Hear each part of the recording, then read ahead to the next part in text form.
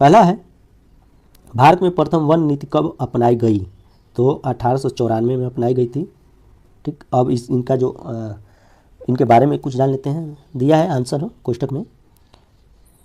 भारत में प्रथम वन नीति ब्रिटिश औपनिवेशिक सरकार द्वारा 1894 में अपनाई गई। भारत विश्व के उन चुनिंदा देशों में सम्मिलित है जिसके पास 1894 से ही अपनी एक सुस्पष्ट वन नीति है। अब दूसरा क्वेश्चन है, स्वतंत्र भारत की प्रथम राष्ट्रीय वन नीति कब लाई गई? तो इसका जो आंसर होगा, इसका आंसर है सी 1952। अब इसके अंतर्गत कुछ जान लेते हैं तथ्य जो एग्जाम में पूछे जाएंगे। यहाँ पे दिया है कोष्टक में, स्वतंत्रता प्राप्ति के बाद भारत की पहली राष्ट्रीय वन नीति 1952 में लाई गई। इस नीति में 1894 की वन नीति के प्रमुख खंडों को बनाए रखा एवं स्वतंत्र भारत के राष्ट्रीय हित के आधार पर नए उद्देश्य जोड़े गए। तीसरा क्वेश्चन है, राष्ट्रीय वन नीति 1952 के अनुसार भारत की कुल भूमि का कितना प्रतिशत भागों को वनों से आच्छादित करने का लक्ष्य है? तो आपका है ये ऑप्शन सही होगा, 33%। ठीक, अब इसके अंतर्गत देख लेते हैं क्या क्या दिया है। दिया है राष्ट्रीय वन नीति 1952 के अनुसार भारत की कुल भूमि क्षेत्र का 1/3 33% क्षेत्र वाले क्षेत्र वनों से आच्छादित करने का लक्ष्य है। राष्ट्रीय वन नीति वन भूमि के इष्टतम उपयोग पर बल देती है। ये जो कोष्टक में दिया गया है बॉक्स में, ये जरूर आप लोग देख लीजिएगा, उससे रिलेटेड होता है और उस क्वेश्चन के आंसर का स्पष्टीकरण किया गया है। नेक्स्ट क्वेश्चन है, राष्ट्रीय वन नीति 1952 के तहत निम्न कथनों पर विचार करें। तो एक एक कथन को हम लोग देखते हैं। पहला है, इस नीति के तहत वनों को संरक्षण वन, राष्ट्रीय वन, ग्राम वन और ट्री लैंड्स में वर्गीकृत किया गया है। दूसरा है, इस नीति के तहत वनों को राजकीय वन, सामुदायिक वन और निजी वन में वर्गीकृत किया गया है। तो इसका जो ऑप्शन ए होगा वो सही होगा, केवल इसमें एक सत्य है पहला। ठीक है, अब इसका स्पष्टीकरण देख लेते हैं क्या दिया है। राष्ट्रीय वन नीति 1952 ने कार्यात्मक रूप से वनों को 4 श्रेणियों में वर्गीकृत किया है जो इस प्रकार है। पहला है वन संरक्षण वन, उसके बाद राष्ट्रीय वन, उसके बाद ग्राम वन, उसके बाद ट्री लैंड्स। ठीक, चलिए अब देखते हैं नेक्स्ट क्वेश्चन। भारत के संविधान में वनों को उसके स्वामित्व, प्रशासन एवं प्रबंधन की दृष्टि से कितने वर्गों में बांटा गया है? तो 3 वर्गों में बांटा गया है। अब इस क्वेश्चन का स्पष्टीकरण देख लेते हैं। भारत के संविधान में वनों को उसके स्वामित्व, प्रशासन एवं प्रबंधन की दृष्टि से 3 वर्गों में बांटा गया है जो इस प्रकार है, राजकीय वन, सामुदायिक वन और निजी वन। अब चलते हैं नेक्स्ट क्वेश्चन है, सूची फर्स्ट और सूची सेकंड को सही सुमेलित करना है। तो इसमें हम लोग पूरा देखेंगे। ठीक, चलिए इसमें हम लोग ए है राजकीय वन, तो ए का जो मिलाया जाएगा वो आपका है, इसको हम लोग मिलाएंगे। इन पर पूर्णतः राज्य केंद्र सरकार का नियंत्रण होता है राजकीय वन पे। अब बी है आपका सामुदायिक वन, तो सामुदायिक वन का हम लोग मैच कराएंगे जो वो आपका है, इन वनों का प्रशासन स्थानीय निकायों के अधीन होता है। यानी ए को मिलाइए बी से, बी को ए से मिलाइए, और तीसरा जो बच जाएगा निजी वन, वो है ये वन व्यक्तिगत लोगों के अधिकार में होते हैं।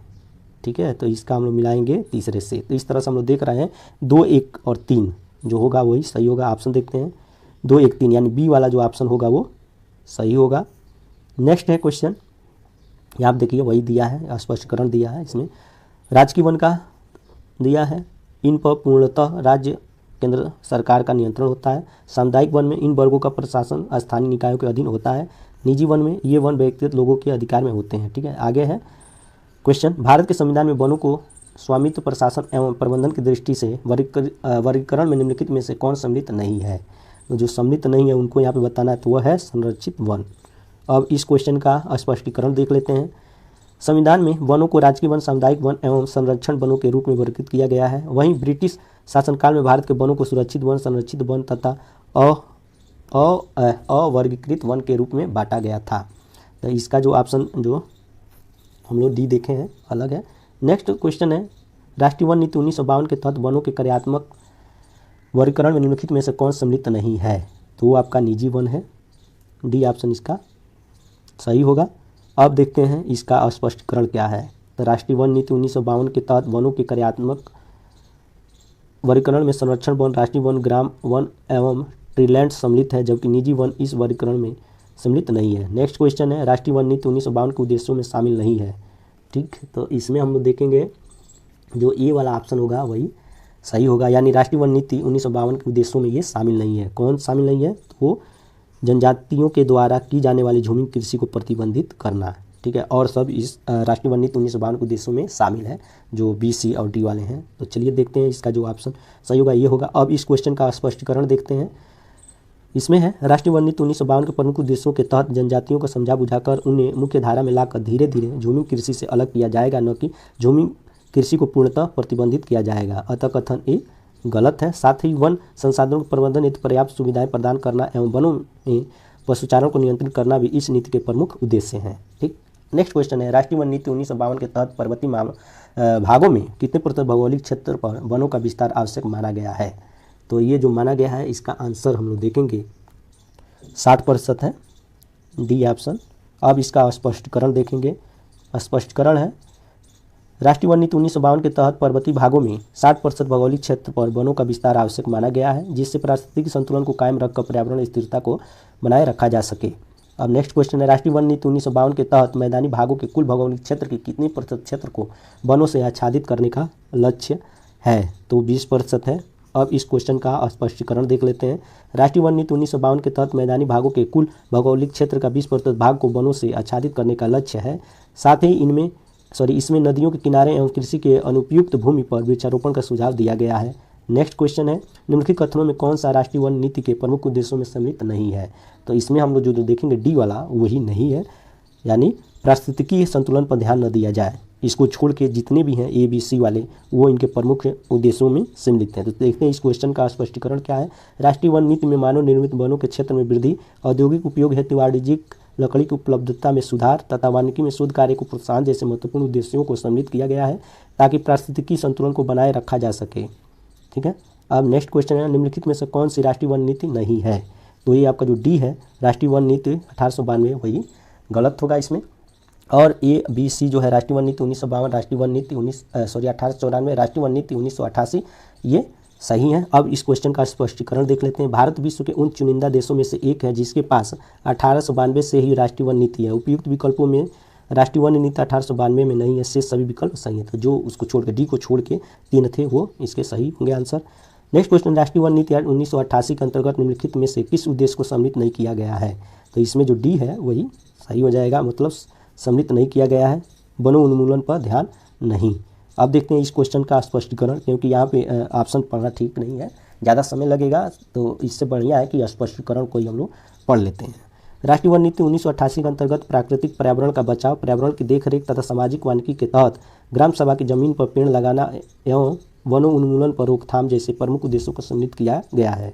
आगे नेक्स्ट जो क्वेश्चन है वो एग्जाम की दृष्टि से बहुत इंपॉर्टेंट है, यानी बहुत बार पूछता है। कौन सा है? वो है राष्ट्रीय पर्यावरण अभियांत्रिकी शोध संस्थान नीरी। कभी ये इतना ही देता है, नीरी कहाँ स्थित है? ठीक है, तो इसका जो आंसर ए होगा वो सही होगा, नागपुर। अब देखते हैं इस क्वेश्चन का स्पष्टीकरण क्या है। राष्ट्रीय पर्यावरण अभियांत्रिकी शोध संस्थान नीरी नागपुर में स्थित है। इसका उद्देश्य पर्यावरण और इंजीनियरिंग के क्षेत्र में नवाचार और अनुसंधान करना है। नेक्स्ट क्वेश्चन है, भारत में वन अनुसंधान संस्थान कहाँ स्थित है? तो देहरादून में है, सी ऑप्शन इसका सही होगा। स्पष्टीकरण है, भारत में वन अनुसंधान देहरादून में स्थित है, वहीं राष्ट्रीय पर्यावरण अभियांत्रिकी अनुसंधान संस्थान नागपुर में स्थित है। आगे क्वेश्चन, पारिस्थितिक संतुलन को बनाए रखने के लिए न्यूनतम वनावरण कितने प्रतिशत अनिवार्य है? तो 33% है, सी ऑप्शन सही होगा। अब इसका स्पष्टीकरण देख लेते हैं क्या है।